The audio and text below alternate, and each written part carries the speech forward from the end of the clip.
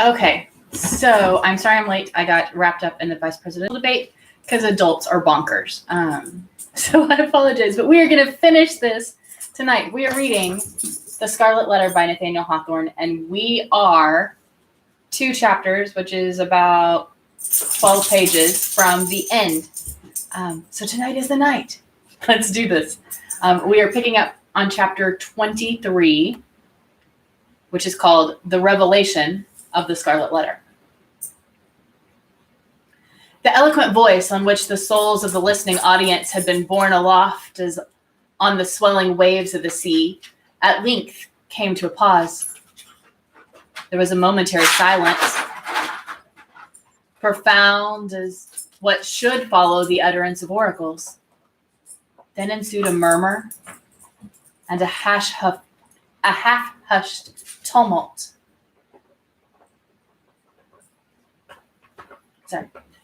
There ensued a murmur and a half-hushed tumult, as if the auditors, released from the high spell that had transported them into the region of another's mind, were returning into themselves with all their awe and wonder still heavy on them. In a moment more, the crowd began to gush forth from the doors of the church. Now that there was an end, they needed another breath, more fit to support the gross and earthly life into which they relapsed, than that atmosphere which the preacher had converted into words of flame and had burdened with the rich fragrance of his thought. In the open air, their rapture broke into speech. The street and the marketplace absolutely babbled from side to side with applauses of the minister. His hearers could not rest until they had told one another of what each knew better than he could tell or hear. According to their united testimony, never had man so spoken in so wise, so high, and so holy a spirit as he that spake this day, nor had inspiration ever breathed through mortal lips more evidently than it did through his. Its influence could be seen, as it were, descending upon him and possessing him and continually lifting him out of the written discourse that lay before him and filling him with ideas that must have been as marvelous to himself as to his audience. His subject, it appeared, had been the relation between the deity and the communities of mankind, with a special reference to the New England, which they were here planting in the wilderness. And as he drew towards the close, a spirit as of prophecy came upon him, constraining him to its purpose as mightily as to the prophets of Israel were constrained, only with this difference that, whereas with Jewish seers had denounced judgments and ruin on their country, it was his mission to foretell a high and glorious destiny for the newly gathered people of the Lord. But throughout it all, and through the whole discourse, there had been a certain deep, sad undertone of pathos, which could not be interpreted otherwise than as the natural regret of one soon to pass away. Yes, their minister, whom they so loved, and who so loved them all that he could not depart heavenward without a sigh, had the foreboding of untimely death upon him.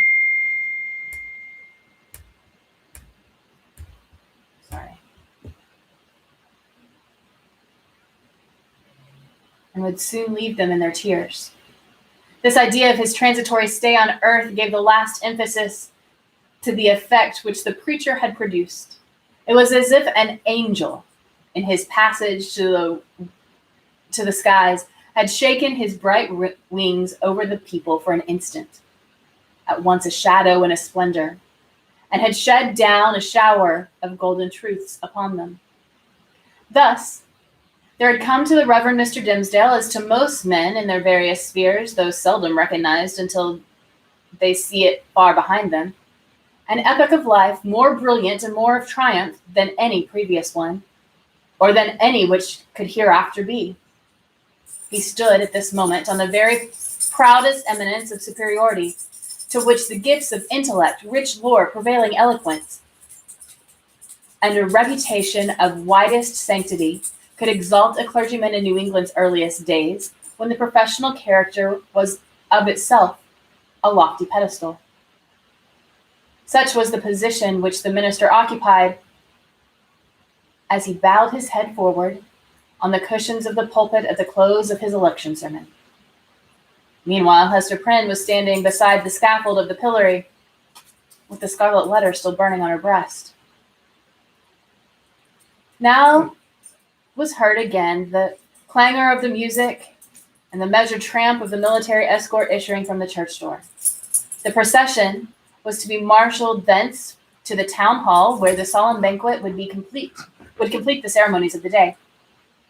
Once more, therefore, the train of venerable and majestic fathers was seen moving through a broad pathway of the people, who drew back reverently on either side as the governor and the magistrates, the old and wise men, the holy ministers, and all that were eminent and renowned, advanced into the midst of them.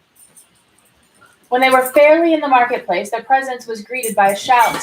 This, though doubtless it might acquire additional force and volume from the childlike loyalty which the age awarded to its rulers, was felt to be an irrepressible outburst of enthusiasm, kindled in the auditors by that high strain of eloquence which was yet reverberating in their ears. Each felt the impulse in himself and, in that same breath, caught it from his neighbor. Within the church, it had hardly been kept down beneath the sky. It pealed upward to the zenith. There were human beings enough, and enough of highly wrought and symphonious feeling to produce the more impressive sound than the organ tones of the blast, or the thunder, or the roar of the sea. Even that mighty swell of many voices, blended into one great voice by the universal impulse which makes likewise one vast heart out of the many.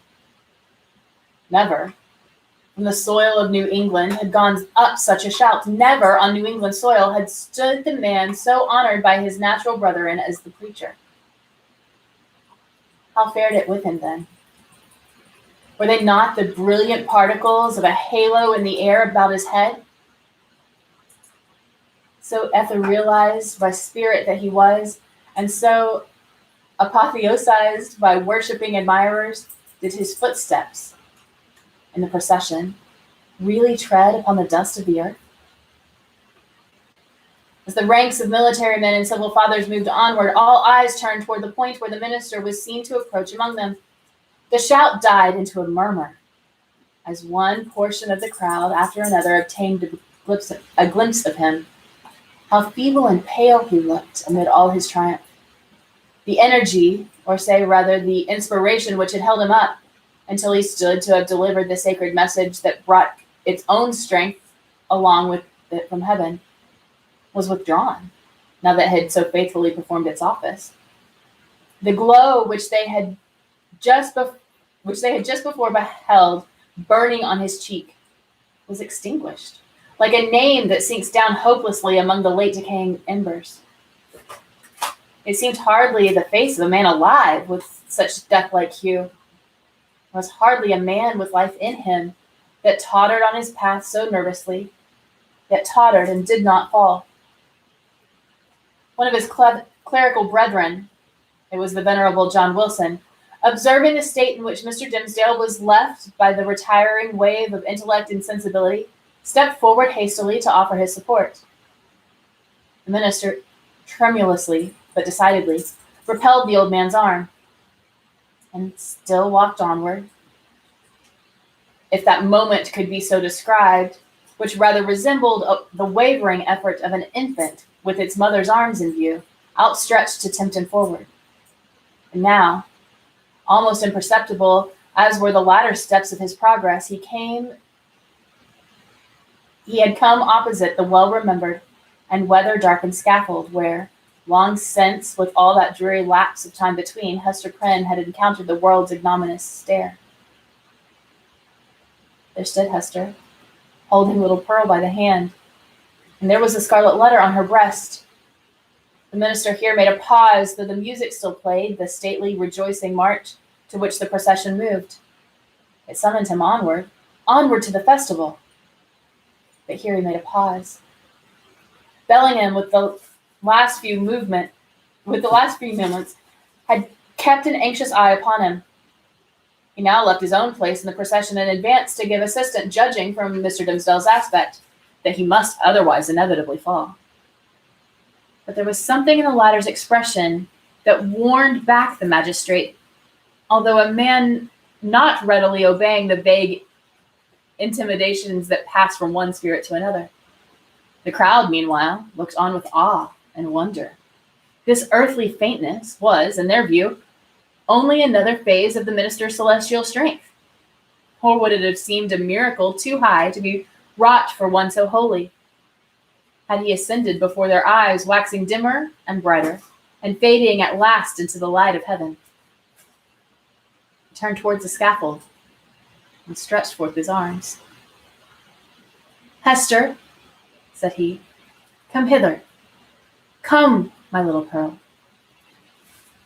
It was a ghastly look with which he regarded them, but there was something at once tender and strangely triumphant in it. The child, with bird-like motion, which was one of her characteristics, flew to him and clasped her arms about his knees. Hester Prynne, slowly, as if impelled by inevitable fate against her own strongest will, likewise drew near, but paused before she reached him.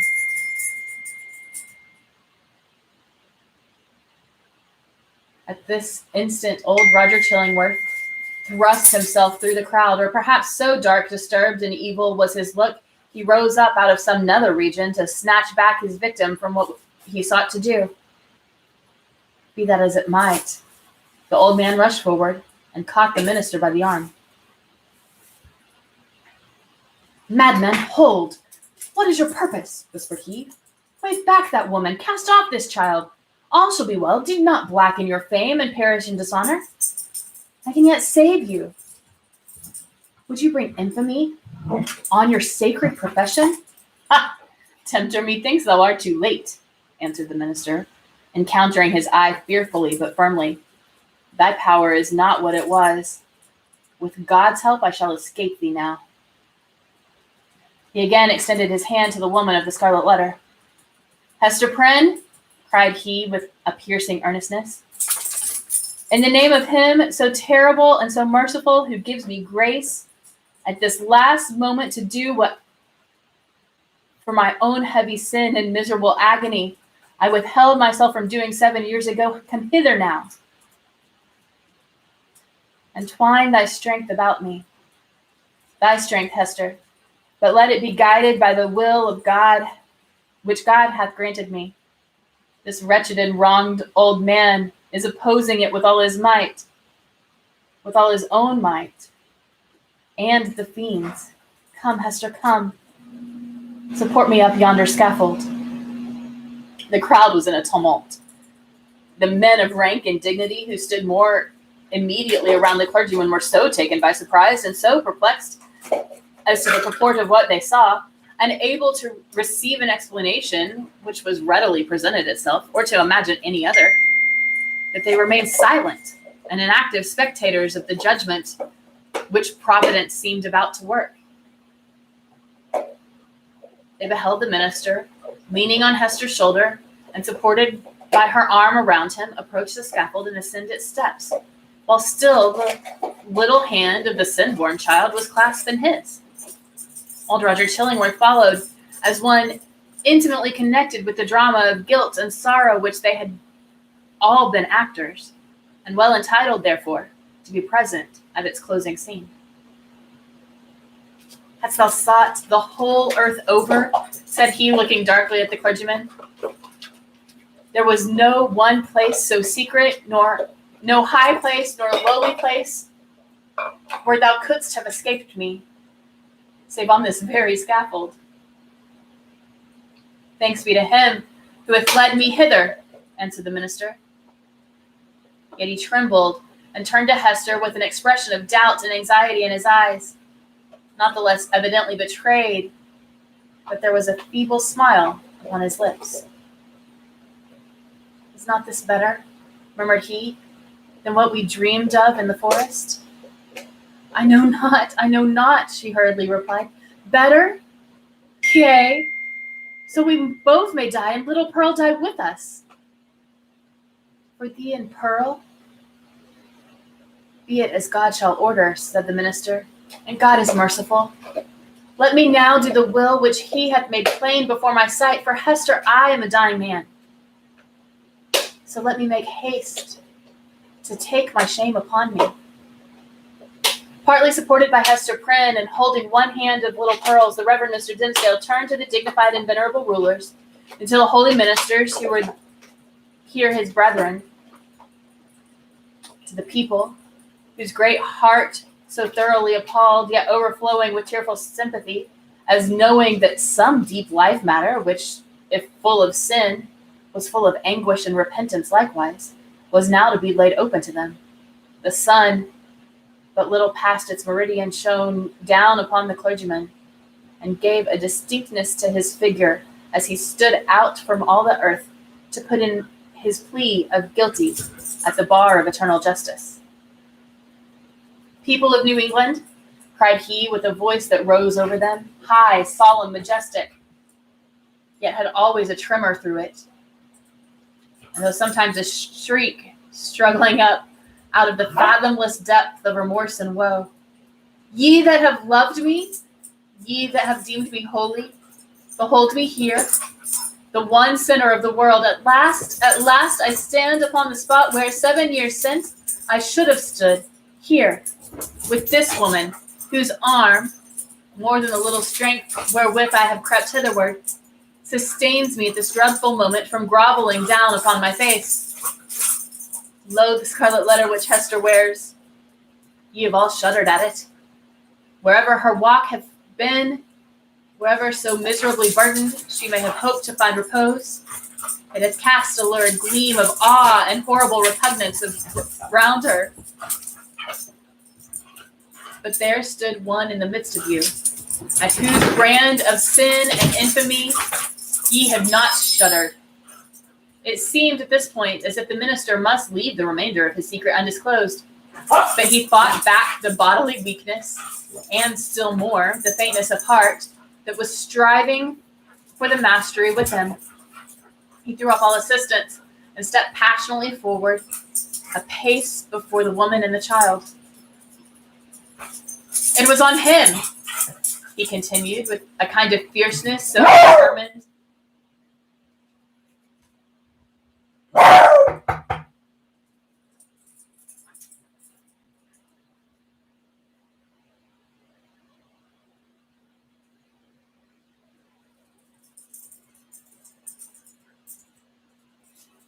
It was on him, he continued, with a kind of fierceness, so determined was he to speak out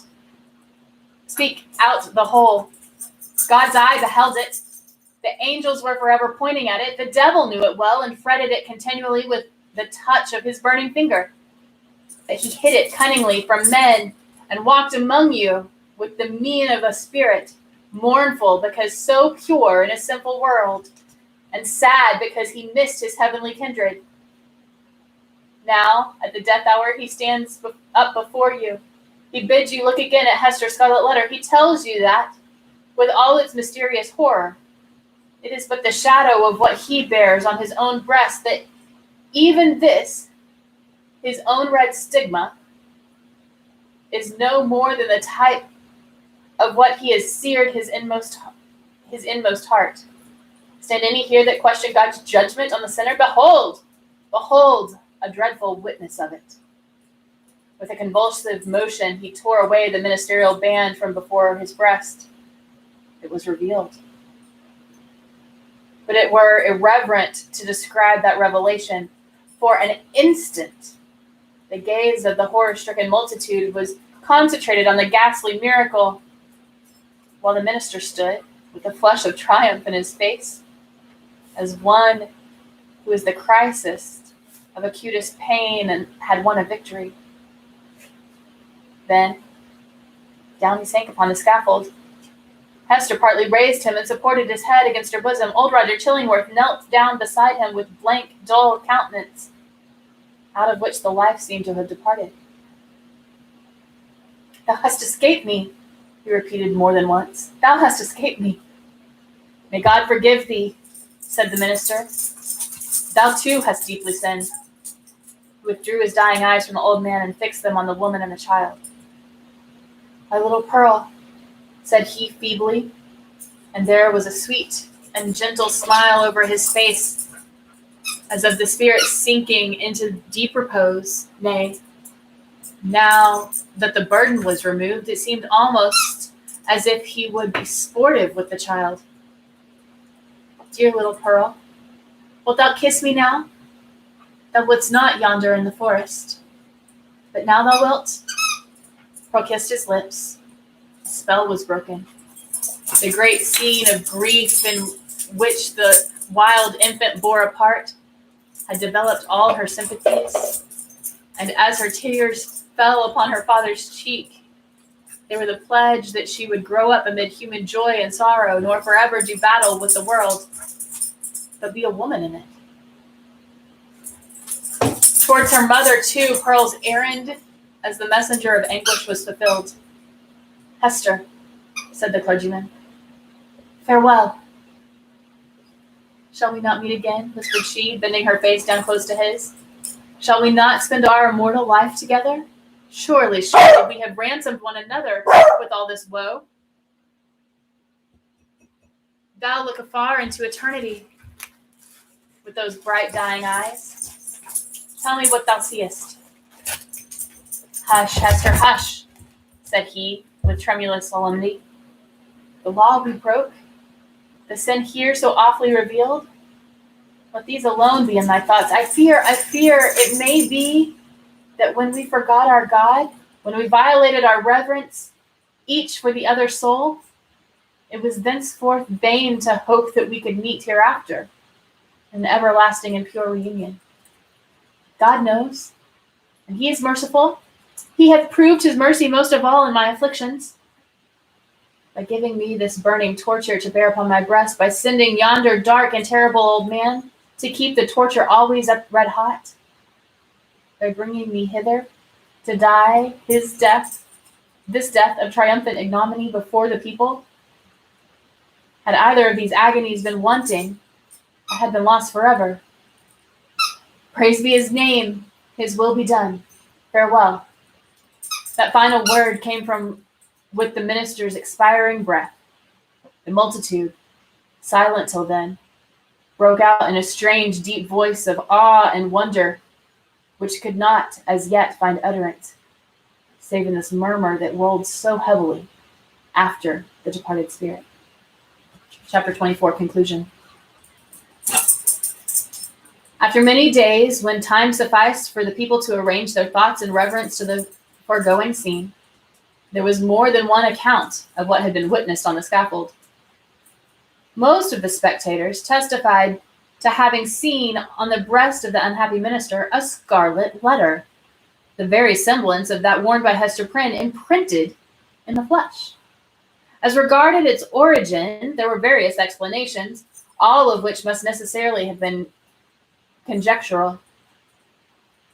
Some affirmed that the Reverend Mr. Dimmesdale, on his very day when Hester Prynne wore her ignominious badge, had begun a course of penance, which he afterwards, in so many futile methods, followed out by inflicting a hideous torture on himself. Others contended that the stigma had not been produced until a long time subsequent, when old Roger Chillingworth, being a potent necromancer, had caused it to appear through the agency of magic and poisonous drugs. Others again, and those best able to appreciate the minister's peculiar sensibility and the wonderful operation of his spirit upon the body, whispered their belief that the awful symbol was the effect of the ever-active tooth of remorse gnawing from the inmost heart outwardly, and at least manifesting heaven's dreadful judgment by the visible presence of the letter. The reader may choose among these theories. We have thrown all the light we could acquire upon the portent, and would gladly, now that it has done its office, erase its deep print out of our own brain, where long meditation has fixed it in very undesirable distinctness.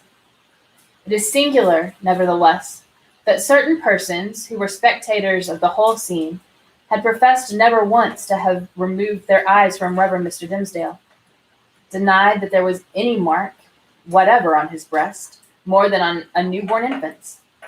Neither, by their report, had his dying words been acknowledged or even remotely implied the slightest, connection on his part with the guilt of Hester Prynne, for which Hester Prynne had so long worn the scarlet letter.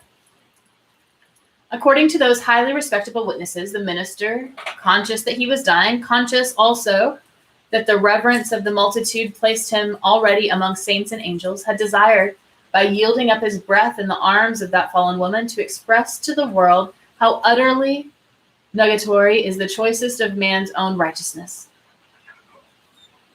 After exhausting life in his efforts for mankind's spiritual good, he had made the manner of his death a parable, in order to impress on his admirers the mighty and mournful lesson that in the view of infinite purity we are sinners all alike. It was to teach them that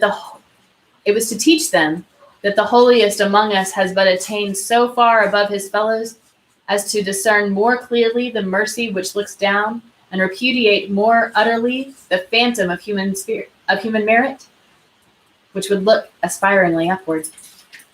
Without disputing a truth so momentous, we must be allowed to consider this version of Mr. Dimmesdale's story as only an instance of that stubborn fidelity with which a man's friends, and especially a clergyman's, will sometimes uphold his character when proofs dear as the midday sunshine on the scarlet letter establish him a false and sin-stained creature of the dust. The authority which we have chiefly followed, a manuscript of old date, drawn up from a verbal testimony of individuals, some of whom had known Hester Prynne, while others had heard the tale from contemporary witnesses, fully confirms the view taken in the foregoing pages. Among many morals which shall press upon us from the poor minister's miserable experience, we put only this into a sentence: be true, be true, be true. Show freely to the world, if not your worst, yet some trait whereby the worst may be inferred. Nothing was more remarkable than the change which took place almost immediately after Mr. Dimmesdale's death in the appearance and demeanor of the old man known as Roger Chillingworth. All his strength and energy, all his vital and intellectual force seemed at once to desert him, insomuch that he positively withered up, shriveled away, and almost vanished from mortal sight, like an uprooted weed that lies wilting in the sun. This unhappy man had made the very principle of his life to consist in the pursuit and systematic exercise of revenge, and when, by its completest triumph and consummation, that evil principle was left with no further material to support it, when, in short, there was no more devil's work on earth for him to do, it only remained for the unhumanized mortal to betake himself whither his master would find him tasks enough and pay him his wages duly. But to all these shadowy beings, so long near our acquaintances, as well Roger Chillingworth as his companions,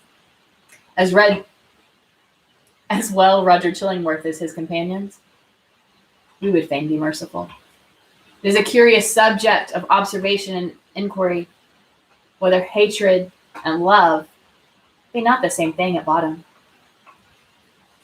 Each in its utmost development supposes the high degree of intimacy and heart knowledge. Each renders one individual dependent for the food of his affections and spiritual life upon another.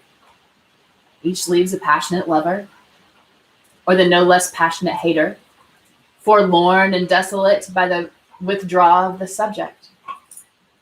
Philosophically considered, therefore, the two passions seem essentially the same, except that one happens to be seen in a celestial radiance, and the other in a dusky and lurid glow.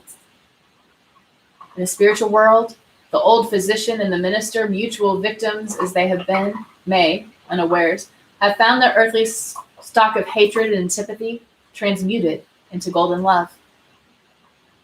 Leaving this discussion apart, we have a matter of business to communicate to the reader.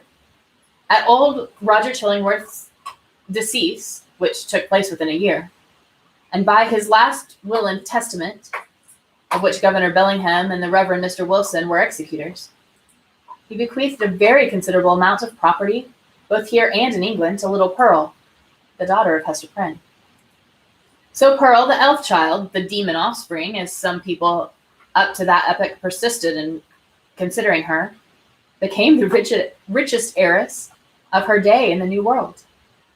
Not improbably, this circumstance wrought a very material change in the public estimation, and had the mother and child remained here, little Pearl at the marriageable period of her life might have mingled her wild blood with the lineage of the devoutest Puritan among them. But, in no long time after the physician's death, the wearer of the Scarlet Letter disappeared, and Pearl along with her. For many years, a vague report would now and then find its way across the sea like a shapeless piece of driftwood tossed ashore with the initials of a name upon it, yet no tidings of them unquestionably authentic were received. The story of the Scarlet Letter goes into a legend.